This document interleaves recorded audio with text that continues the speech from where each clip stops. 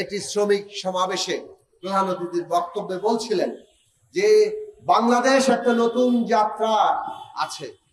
এই নতুন যাত্রায় যদি শ্রমিকদের অধিকার নিশ্চিত করা না যায়, তাহলে শ্রমিকদের যদি যুক্ত না করা যায়, তাহলে এই যাত্রা সম্পন্ন হবে না।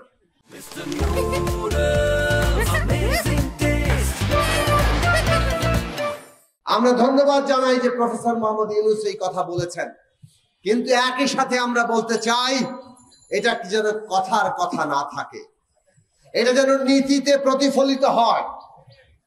আজকে শ্রম সংস্কার কমিশন যে রিপোর্ট দিয়েছে, সেই রিপোর্ট দ্রুত রাজনৈতিক দল সহ বিভিন্ন অংশীদারদের মধ্যে আলোচনায় যাওয়া দরকার এবং তার মধ্যে যেগুলো সর্বসম্মত হয় দ্রুত সেই সংস্কার বাস্তবায়ন করা দরকার। এই অভ্যুত্থান শ্রমিকের রক্তের উপর দাঁড়িয়ে আছে এবং এইটা খুব পরিষ্কার।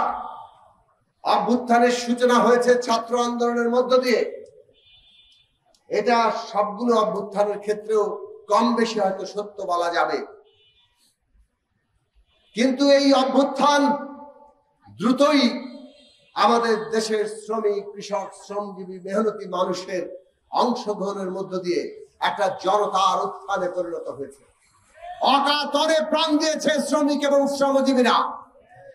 সংখ্যার দিকে যদি তাকান, সবচেয়ে বেশি প্রাণ দিয়েছেন শ্রমিক এবং শ্রমজীবী মানুষ। তাদের অধিকার কোথায়?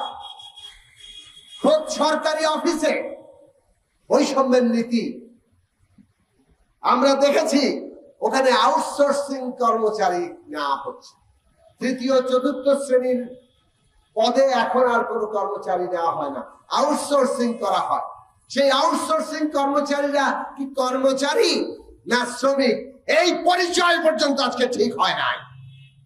তারা কোন শ্রম আইনের অধীনে আসে না। এই সরকারি অফিসে দৈনিক মজুরি ভিত্তিক শ্রমিক আছে, তারাও কি শ্রমিক না কর্মচারী তার কোনো সংজ্ঞা নাই, যার ফলে তারাও শ্রম আইনের মধ্যে আসে না। এদের না বেতন ঠিক মতো নির্দিষ্ট, কেননা ঠিকাদাররা এদের বেতন যা ঠিক করা আছে সেইটা তাদের কাছে পৌঁছায় না, যা ইচ্ছা তাই তাদেরকে দেয়। সবচেয়ে বড় কথা হচ্ছে কোনো ভাতা নাই, কিছু নাই, রাত দিন যত ঘন্টা কাজ করা, কোনো বোনাসের কোনো ব্যবস্থা নাই। মাতৃত্বকালীন ছুটিটাও পর্যন্ত ছিল না।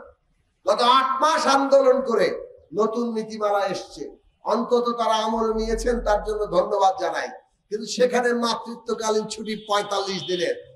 একই অফিসে থেকে কর্মকর্তারা 6 মাসের মাতৃত্বকালীন ছুটি পাবেন, আর আউটসোর্সিং কর্মচারী 45 দিনের পাবেন। দৈনিক মজুরি ভিত্তিকের জন্য কোনো ব্যবস্থাই নাই। সরকার কি এই বৈষম্য করতে পারে? তাহলে প্রফেসর ডক্টর মোহাম্মদ ইউনূস, আপনার কাছে পরিষ্কার করে বলি, আপনার যে বক্তব্য, সেই বক্তব্য অনুযায়ী নীতি তৈরি হচ্ছে না। আপনি এই সব বিষয়ের দিকে আরো তীক্ষ্ণ নজর দেন। জনগণের যে অধিকারের প্রশ্ন, এটা দান খয়রাতের প্রশ্ন না, রাষ্ট্রের নাগরিক হিসাবে এটা অধিকার আর মর্যাদার প্রশ্ন।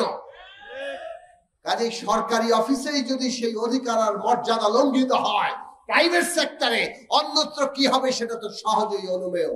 সংগ্রাম ছাড়া মনে রাখবেন কোনো দাবি আদায় হবে না। এমনকি এত বড় অভ্যুত্থানের পরেও লড়াই ছাড়া কিন্তু দাবি আদায় হচ্ছে না, এইটা বারবার মনে রাখবেন। যতক্ষণ আমরা লড়াই করছি ততক্ষণ আমরা জীবন্ত আছি, ততক্ষণ আমাদের সামনে ভবিষ্যৎ আছে।